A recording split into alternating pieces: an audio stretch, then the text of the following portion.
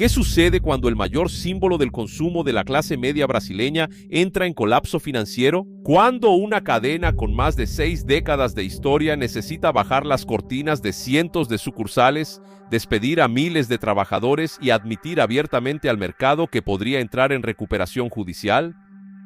En este momento estamos presenciando dos de los capítulos más dramáticos en la historia del comercio minorista y de la industria nacional.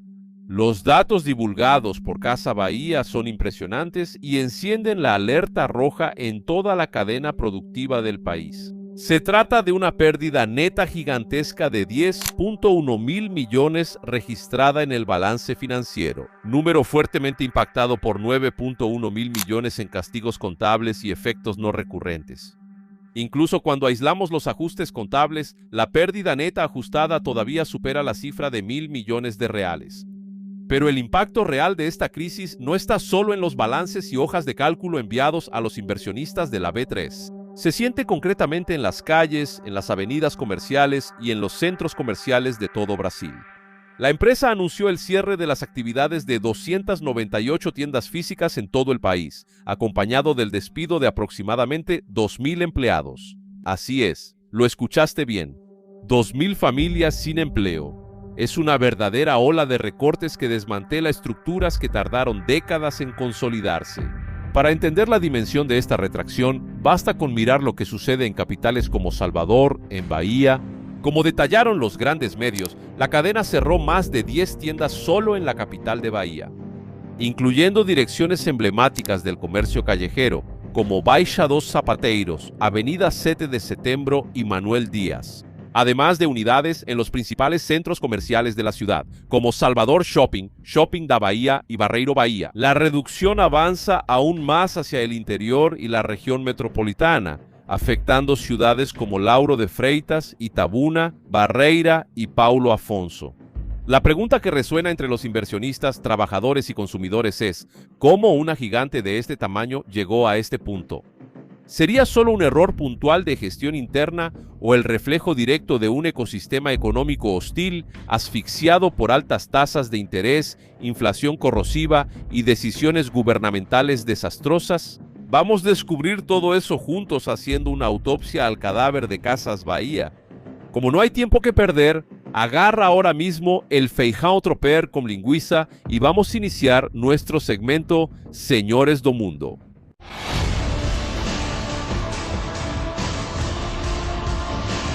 Señores do Mundo, música. Y para comprender la gravedad de la situación, necesitamos sumergirnos en los detalles del balance y en lo que la propia compañía relata en sus notas explicativas. La transición hacia lo que la empresa llamó fase 2 del plan de transformación exigió un redimensionamiento severo. La baja de 0.5 mil millones de impuestos sobre la renta diferidos, la cancelación del crédito mercantil de la empresa de RP 971 millones y contingencias de RP 800 millones, dejan claro que la escala anterior de la empresa se volvió insostenible en el escenario actual. En su comunicado al mercado, la dirección de Casas Bahía deja claro que la prioridad absoluta ahora es la generación de efectivo y la preservación de la liquidez. La empresa se vio obligada a cambiar su estrategia.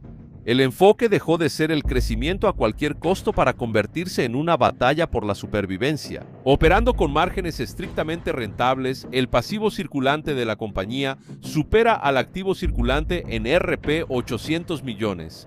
Es decir, lo que la empresa tiene para negociar no supera lo que gasta, mientras que su patrimonio neto figura negativo en RP 8.7 mil millones. No es casualidad que la empresa de auditoría Ernst & Young se abstuvo de emitir una conclusión sobre la información financiera intermedia, señalando formalmente la existencia de una incertidumbre relevante respecto a la capacidad de continuidad operativa del grupo.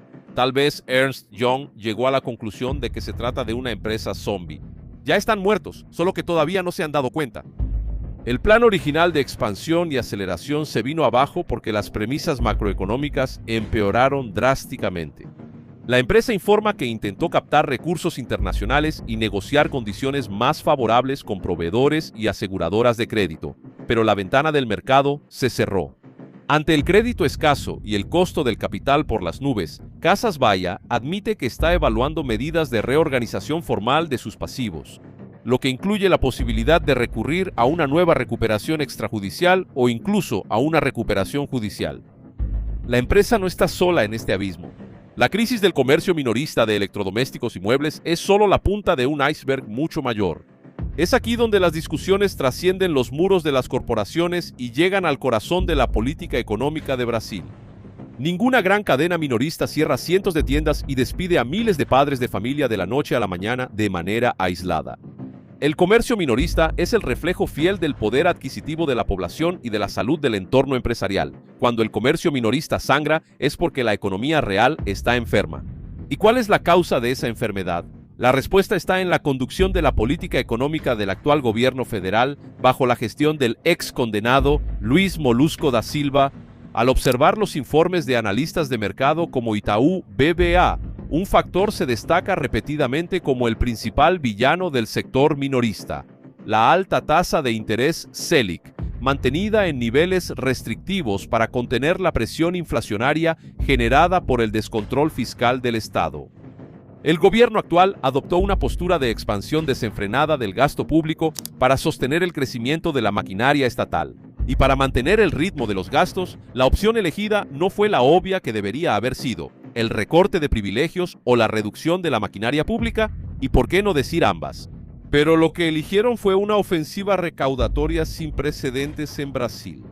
La creación de nuevos impuestos, el aumento de las tasas y la reimposición de impuestos a sectores productivos, así como el fin de incentivos fiscales sobre la cadena de producción, generaron un efecto dominó perverso. Voy a destacar tres.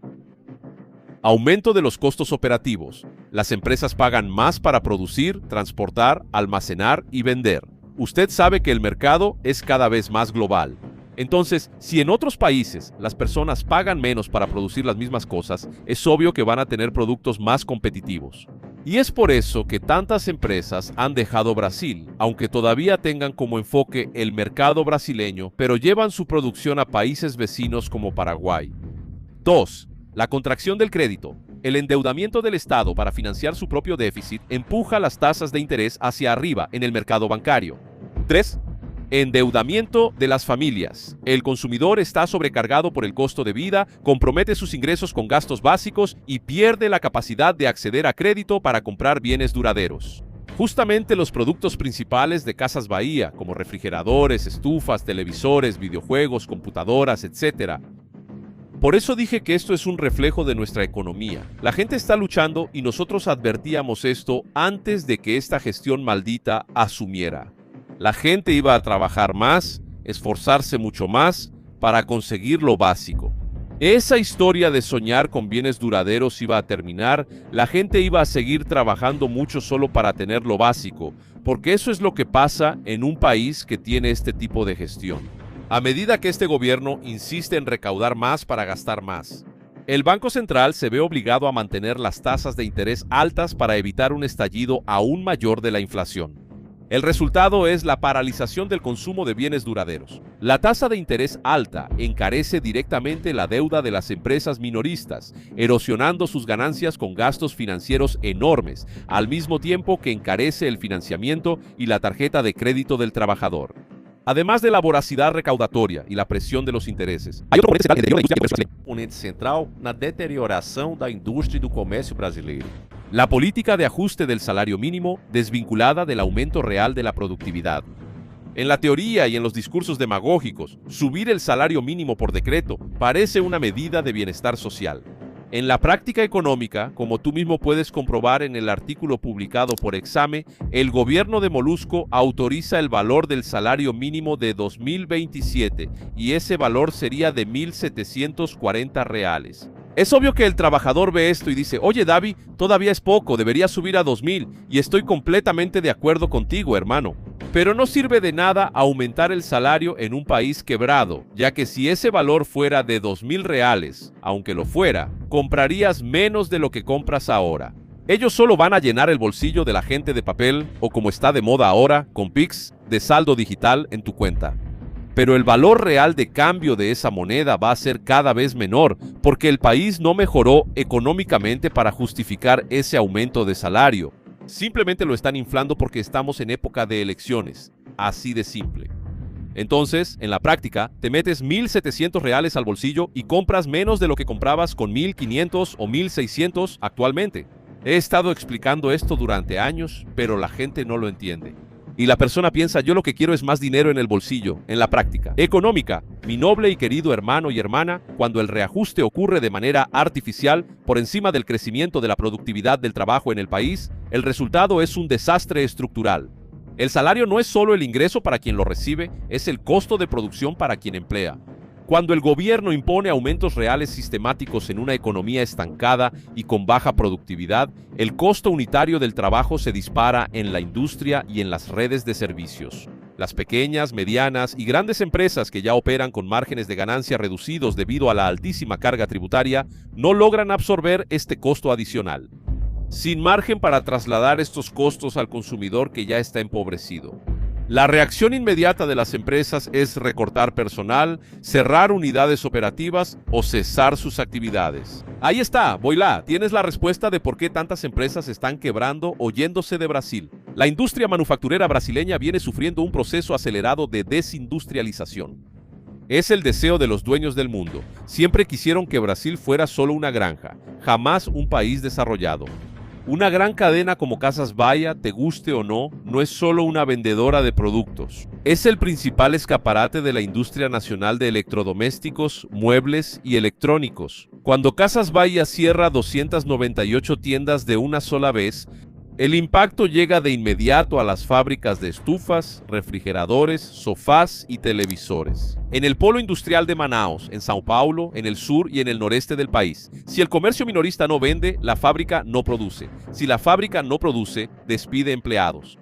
Y si el costo de mantener esa fábrica abierta en Brasil se vuelve inviable debido a los impuestos abusivos, la burocracia asfixiante y los crecientes costos laborales, la industria brasileña simplemente quiebra o migra a otros países.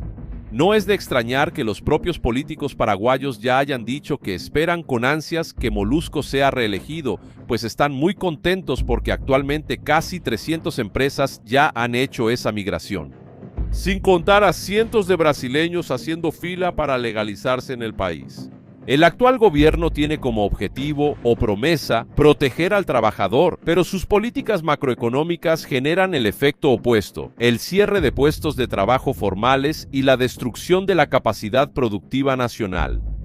El caso de Casas Bahia es una señal clara e inequívoca del momento que atraviesa Brasil. La pérdida de 10.1 mil millones en un trimestre, el cierre de casi 300 tiendas y la pérdida de miles de empleos en capitales como Salvador y en decenas de municipios brasileños no son simples accidentes en el camino. Ellos representan el resultado previsible de un ambiente de negocios en el cual el Estado ve al sector productivo solo como una fuente inagotable de recaudación fiscal, mientras ignora los fundamentos básicos de la responsabilidad financiera y de la productividad. Es imposible tener una industria fuerte y un comercio pujante en un país donde el gobierno gasta más de lo que recauda y busca cubrir el déficit aumentando los impuestos. Las tasas de interés permanecen elevadas para contener la inflación derivada del déficit público. Eso significa que financiar compras a plazo se vuelve muy caro. Los costos laborales y operativos son elevados de forma artificial, desalineados de la realidad del mercado. El crédito se vuelve inaccesible tanto para que las empresas inviertan como para que las familias consuman. La reestructuración severa de Casas Bahia, la lucha de la empresa para evitar la quiebra o una nueva reestructuración judicial y el cierre de actividades en decenas de puntos comerciales tradicionales sirven como una advertencia urgente. Si Brasil no reforma su entorno de negocios, no recorta el gasto público real y no deja de asfixiar a quienes producen y generan empleos, la crisis del comercio minorista que vemos hoy en los titulares seguirá extendiéndose, llevándose consigo industrias, empleos y el futuro económico del país. Sé que cuando escuchas que el gobierno te va a dar algo que va a facilitar, por ejemplo, para quienes manejan para aplicaciones ahora, el gobierno lanzó un nuevo programa llamado Move Brasil. Vas a poder comprar tu carro financiado o tu moto, solo necesitas comprobar que manejas para aplicaciones. Uno de los requisitos es tener al menos 100 viajes y 6 meses de registro. Y puedes comprar tu carro o tu moto sin pagar enganche y con 2 meses de plazo para empezar a pagar la primera mensualidad. Tasas de interés mucho más bajas que las que se manejan en el escenario financiero actual. Y entonces la persona pregunta, ¿pero por qué eso sería malo, David? Eso es genial, sería genial si fuera algo legítimo, pero es un hecho que el gobierno no tiene cómo costear eso. Entonces, ¿qué va a hacer? Va a aumentar el costo para todos los trabajadores para poder financiar otro programa más. Eso significa en la práctica que el tipo va a comprar el auto nuevo, va a andar con ese auto, pero no va a poder hacerle el mantenimiento que necesita. Por eso es que ves las piezas tan caras, por eso es que ves el combustible tan caro. Este programa es otro ejemplo de lo que llaman voto cautivo. Ellos crean este tipo de programa. A primera vista parece excelente, pero la gente no entiende que el costo se va a reflejar en los alimentos, en la energía, en los medicamentos y así sucesivamente, etcétera, etcétera. No hay nada más caro, hermano, que un almuerzo gratis. Por eso, este tipo de político, este tipo de gestión que tenemos actualmente, debe ser rechazado por el pueblo como si fuera una propuesta para tener cáncer. Nuestro video termina aquí. Espero haber ayudado a que entiendas lo que realmente pasó y todos los factores que llevan a esta crisis en Casas Bahía.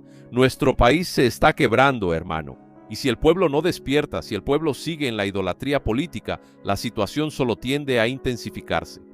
No va a tardar mucho para que tengamos sándwiches de rata y brochetas de perro siendo consumidos por la población. Comparte el video, no sirve de nada quedarnos atrapados en nuestra burbuja. Por decir la verdad, la plataforma ha estado disminuyendo cada vez más nuestro alcance, así que cuento contigo. Quédense con Dios, mis hermanos, un abrazo y siempre enfrentando lo sobrenatural aquí en Encarando o Sobrenatural Oficial.